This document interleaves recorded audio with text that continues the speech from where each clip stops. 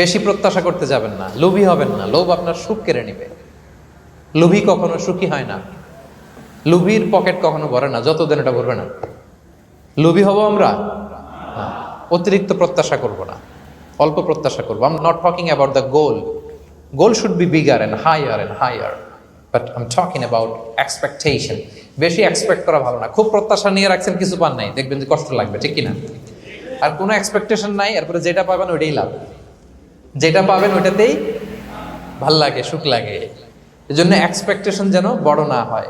বেশি খাই যেন না করি। হ্যাঁ, কালকে কি খাবো, পরশু, আগামী সপ্তাহে আমার মেয়ের কি হবে, ছেলের কি হবে, ওদের ভবিষ্যৎ, গাড়ি বাড়ি নাই, এই যে অস্থির। এরকম আসলে নাই। আজকের জন্য বাঁচুন, আজকের জন্য বাঁচুন, কারণ আগামীকালের তো জন্মই হয়নি। আগামীকালের জন্ম হয়েছে, এটা কি আজকে না আগামীকাল? আজকে হ্যাপি হন, আজকের জন্য বাঁচেন, আজকের জন্য প্ল্যান করেন। আগামীকালের তো জন্মই হয় নাই। কালকে সকালে সানরাইজের পরেই না আগামীকালের জন্ম গ্রহণ হবে, ঠিক কিনা বলেন? তাহলে প্রত্যাশা কমান, হ্যাপি হবেন আপনি।